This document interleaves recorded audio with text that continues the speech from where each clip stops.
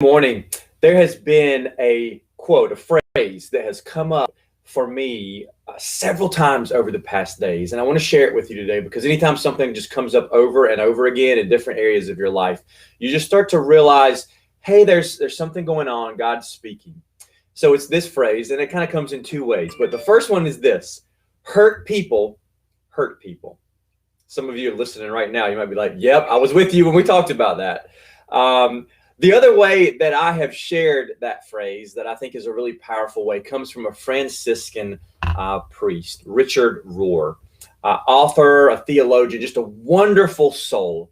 And he says it this way: if we do not transform our pain, we will transmit our pain to other people, to other areas of our life, all over the place.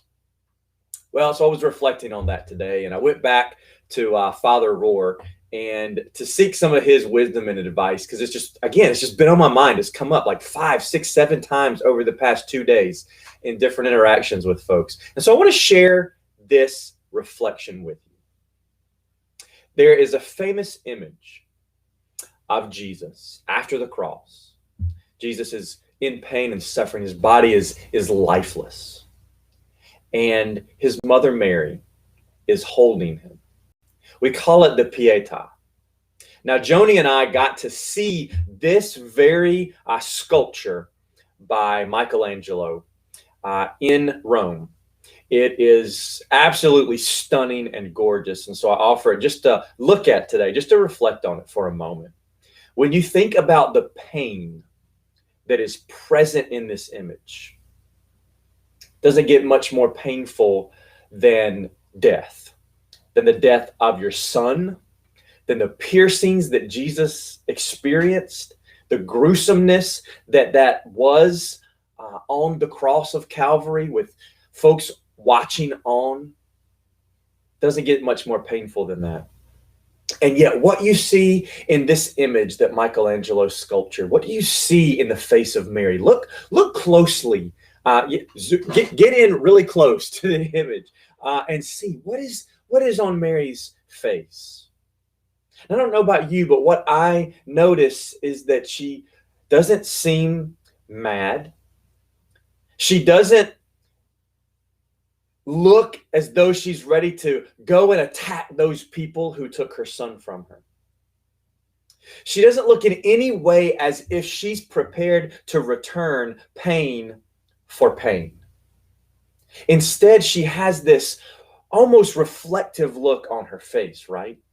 It's almost as if she is just absorbing the moment, taking the pain in, the pain of Jesus, the pain of her loss, and just sitting there, literally holding in her arms the pain she's experiencing, sitting with that pain.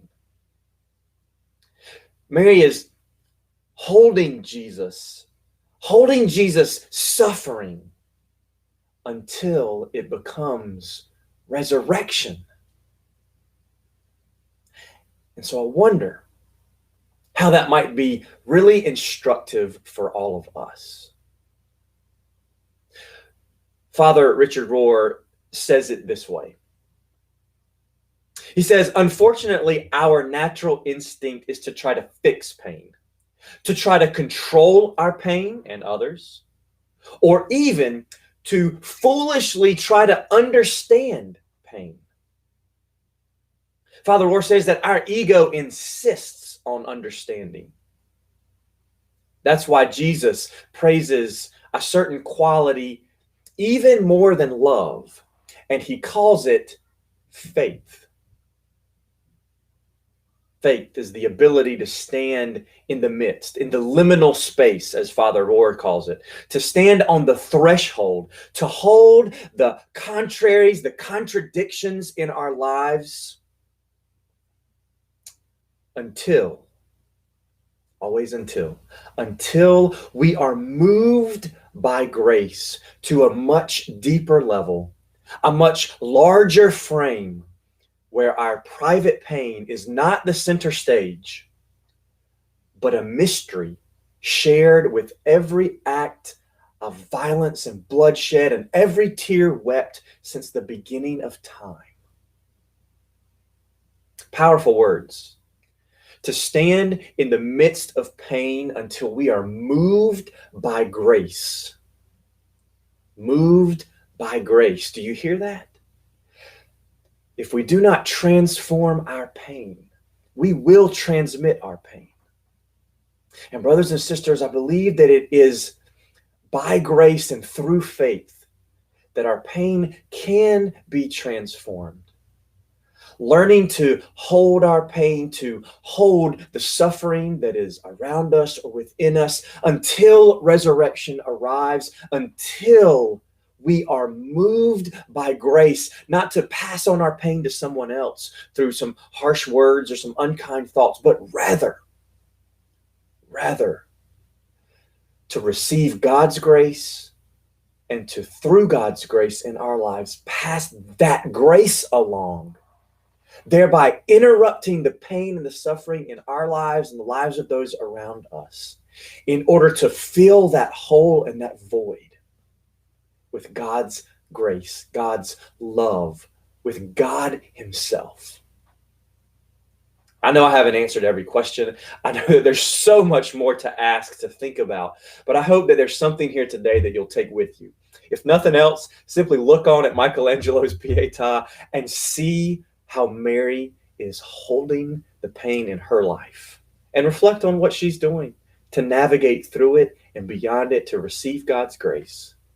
And may it be a blessing to you this day as you move forward in your life through all the pain, all the suffering, all the difficult situations that may be part of your journey at this moment.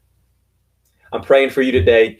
A lot of our folks at church are at the church doing the yard sale, so I know not a lot of people are watching today, but I hope that you'll watch some point later, Friday or Saturday.